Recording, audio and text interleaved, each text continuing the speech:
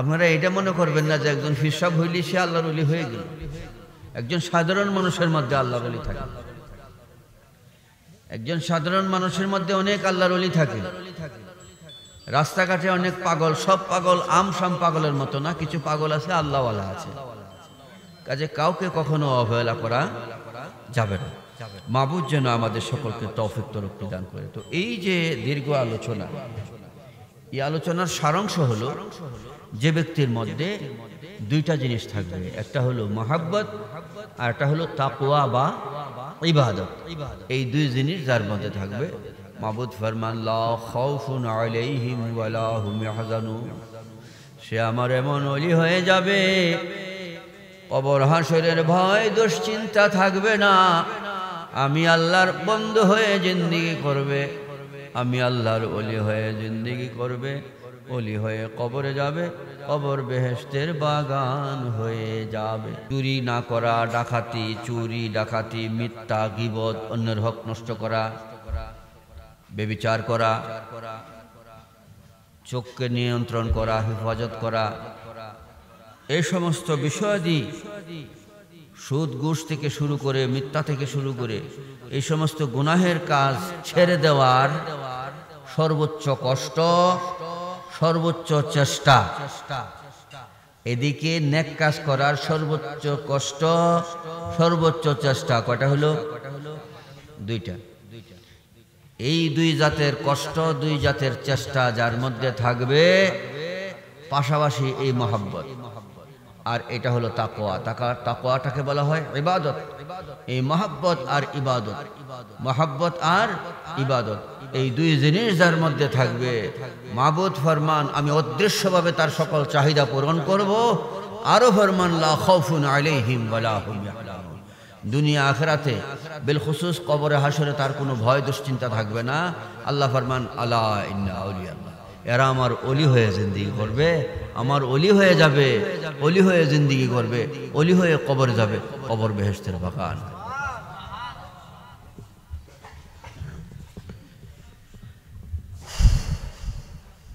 এখন এই জিনিসটা ওলি হওয়ার জন্য আল্লাহ যদি কোরআন শরীফে শর্ত করতেন যে আমার ওলি যারা হবে তারা খান বংশ, সৈয়দ বংশ, পাঠার বংশ হওয়া লাগবে, বিসিএস ক্যাডার হওয়া লাগবে, মুফতি মুহাদ্দিস হওয়া লাগবে, তাহলে বাজি সবার জন্য কষ্ট হয়ে যেত না। কিন্তু না, আল্লাহ বড় দয়াল, আল্লাহ বড় দয়াল। আল্লাহ বলতেছেন না, এই সমস্ত ডিগ্রির প্রয়োজন নাই। যে মই দেয়, হাল চাষ করে, রিক্সা চালায়, ভ্যান চালায়, সুইফারের কাজ করে, যে কোনো ব্যক্তি আল্লাহর ওলি হইতে পারবে।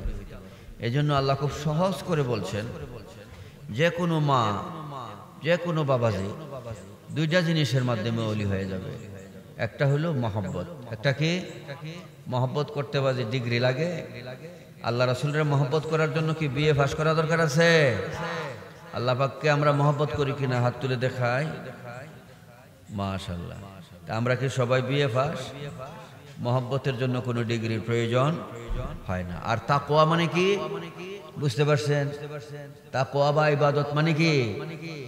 নেক কাজের জন্য সর্বোচ্চ কষ্ট, সর্বোচ্চ চেষ্টা, সর্বোচ্চ কষ্ট, সর্বোচ্চ চেষ্টা। ফজরের নামাজ কষ্ট করবেন, চেষ্টা করবেন। সর্বোচ্চ কষ্ট এবং চেষ্টার পরে যে ব্যক্তি ব্যর্থ, সে তো অসুস্থই, সে তো কি অসুস্থ। দাঁড়ায় নামাজ না পড়তে পারলে বৈশা পড়বে, বৈশা না পড়তে পারলে শুয়ে হইলে ইশারায় পড়ে। বুঝে আসছে? এর রোজা রাখার জন্য সর্বোচ্চ চেষ্টা করতে হবে, সর্বোচ্চ কষ্ট করতে হবে। সর্বোচ্চ চেষ্টা কষ্টের পরে না পড়লে সেও কি অসুস্থ, ফিদিয়া দেবে। হজ করার যোগ্যতা থাকলে হজ করবেন, কৃপণতা করবেন না। যাকাত দেওয়ার যোগ্যতা থাকলে যাকাত দিবেন, কৃপণতা করবেন না, কারণ এগুলো না দিলে এগুলোর শাস্তি হয় আযাব। আর যার ক্ষমতা নাই, দেওয়ারও প্রয়োজন নাই, কোনো সমস্যা হবে না, না দিয়েই আল্লাহ পাক আপনাকে জান্নাত দান করবেন। তো এই নেক কাজের জন্য উপযুক্ত বয়স হয়েছে, দাড়ি কাটবেন না, দাড়ি রাখবেন। মা যারা পর্দা পশিদা করবেন, নেকের উপর চলবেন, মিথ্যার উপর মিথ্যার দরজায় তালা দিয়ে সত্যের উপর কায়েম হয়ে যাবে। এই নেক কাজের উপর সর্বোচ্চ কষ্ট করা এবং চেষ্টা করা, গুনাহ ছেড়ে দেওয়ার সর্বোচ্চ কষ্ট করা, সর্বোচ্চ চেষ্টা করা। আজকে যারা দাড়ি রাখে না, দাড়ি রাখলে কষ্ট হয়। নেক কাজ এটা কষ্ট না বাজি, সহজ হলে তো সবাই রাখলো। কি কষ্ট, আমি যদি রাখি তাইলে অমুক পরিবেশটার মধ্যে আমি যাইতে পারবো না, ওই কাজটা আমি করতে পারবো না। এই কিছু প্রতিকূলতা, তার বাধা এবং কষ্ট। যে ব্যক্তি দিনের জন্য, আমি একটা হাদিস বলে ফিনিশিং টানতেছি,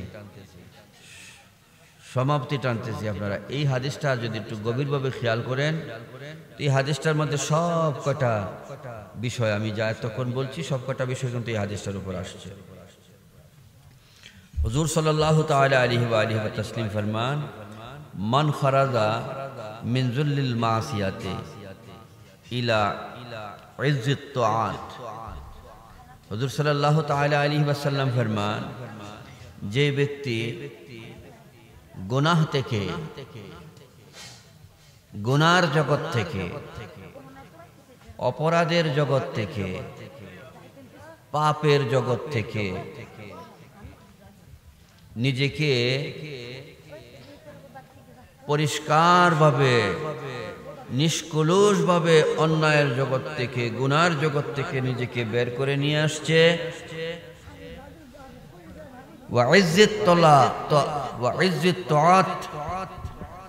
এবং নেক কাজের জন্য নিজেকে মশগুল করে দিয়েছে, ডুবিয়ে দিয়েছে।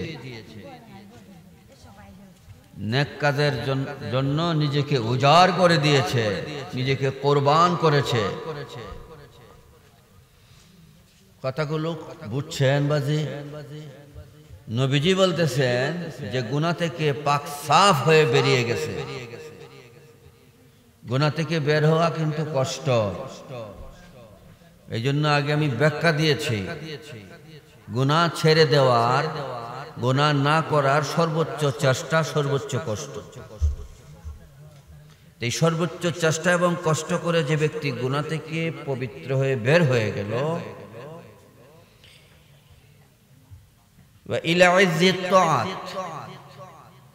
এবং নেক কাজের জন্য নিজেকে উজাড় করে দিল, কোরবান করল, জান প্রাণ চেষ্টা করে নেক কাজের মধ্যে ডুব দিল, আগনাহুল্লাহু তাআলা মিন গায়রি মালিন। আল্লাহ পাক এমন ব্যক্তিটাকে তার ব্যবসা বাণিজ্য ছাড়াই, তার ধন সম্পদ ছাড়া, তার মালামাল ছাড়াই তাকে আল্লাহ গায়বী মাল দিবে, গায়বী সম্পদ দিবে, যে কারো হাতে তার হাত পাততে হবে না। ঈমান আমল তো দিবি, আল্লাহর ওলি হয়ে তো সিদ্দিকি করবে, বেগায়রি মালিন, তার মাল লাগবে না, ধন সম্পদ, ব্যবসা বাণিজ্য, অফিস আদালত থাকবে না। মাবুদ ফরমান, আল্লাহ, আল্লাহর হাবিব ফরমান যে আমার আল্লাহ তখন তাকে গায়বীভাবে তাকে সাহায্য করবে, গায়বী সম্পদ তাকে দিবে, যেই সম্পদের কারণে কারো কাছে তার হাত পাততে হবে, কখনো দ্বারস্থ হবে। ইজ্জত আর ঈমান নিয়ে এসে বেলায়েতের জীবন নিয়ে কবরে যাবে।